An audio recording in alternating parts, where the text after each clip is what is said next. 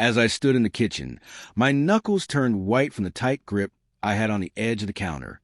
Jillian sat calmly at the table, sipping her tea as if nothing were wrong. Without even looking up, she casually dropped the bombshell. By the way, Camille's wedding is family only, but she believes it would be easier if you don't show up. My insides twisted, and the air seemed to vanish from the room. I had been there for Camille through everything. Late nights with fever, skinned knees, ballet classes, breakups, and heartbreaks. I was the one who stayed up all night building her dollhouse for Christmas when she was 6, who drove her to every recital, who told her she was enough when the world made her feel small. And now, on the day I had imagined walking her down the aisle since she was a little girl, I wasn't even invited.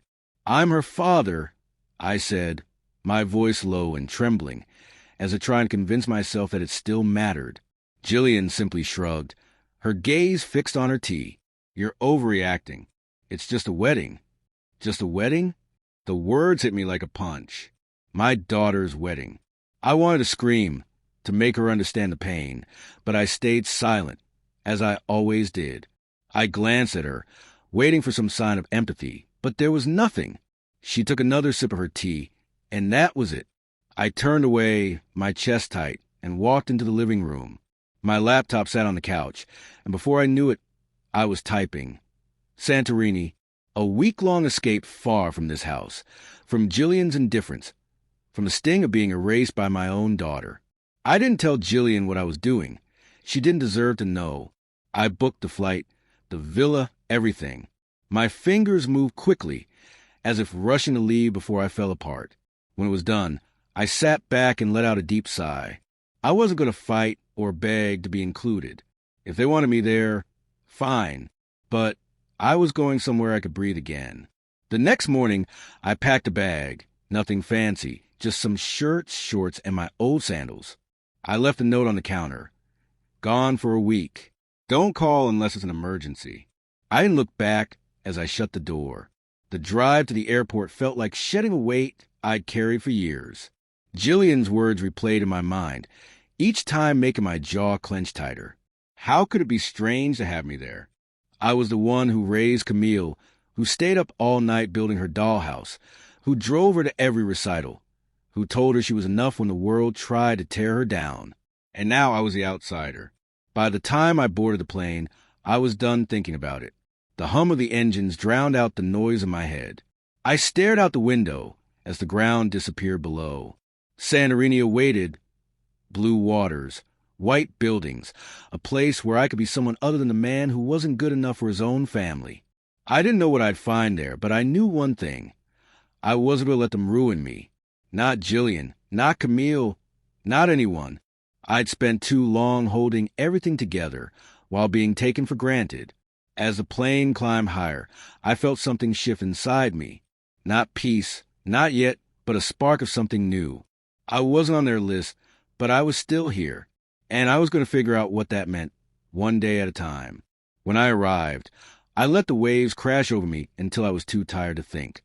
With a bottle of cool white wine in my hand, I felt good, better than good, like I was finally settling into this new version of myself.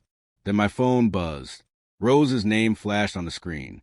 I almost didn't answer, but something told me to pick up. "Hey," I said, leaning back in my chair.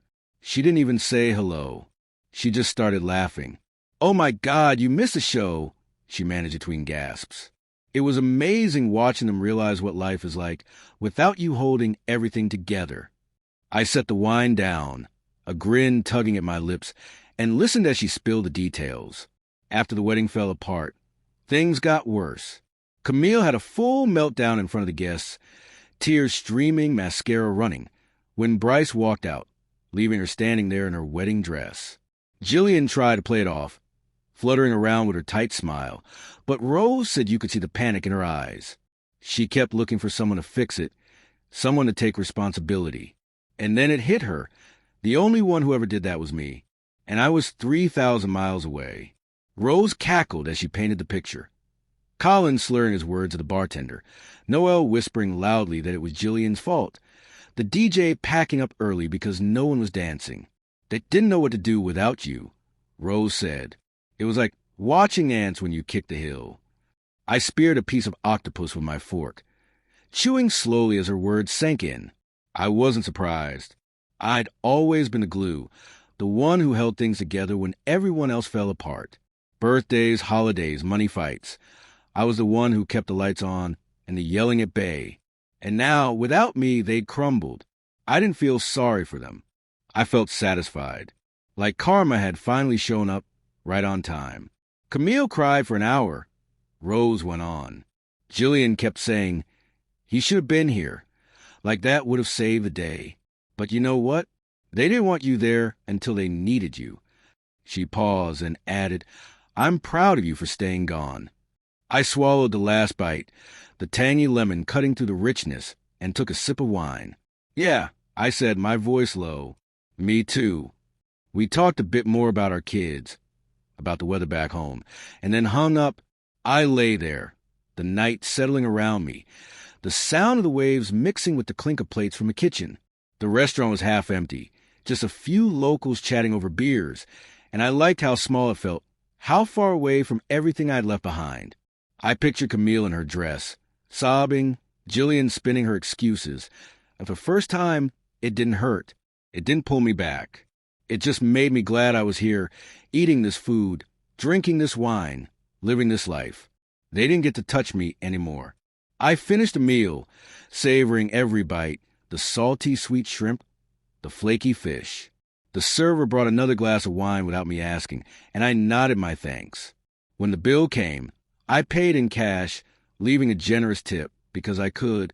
I walked back to the villa under sky full of stars, the road winding along the cliff, my sandals scuffing against the stones. When I arrived, I kicked them off, poured one more glass of wine, and stepped onto the balcony. The sea was black now, infinite, and I stood there, letting the breeze cool my skin. Rose's laughter echoed in my mind, and I smiled, a real smile, the kind that reaches your eyes. I went to bed with that feeling, the sheets cool against me, and slept deeper than I had in years. They'd figured out what I was worth, but I'd figured it out too, and I wasn't handing it back.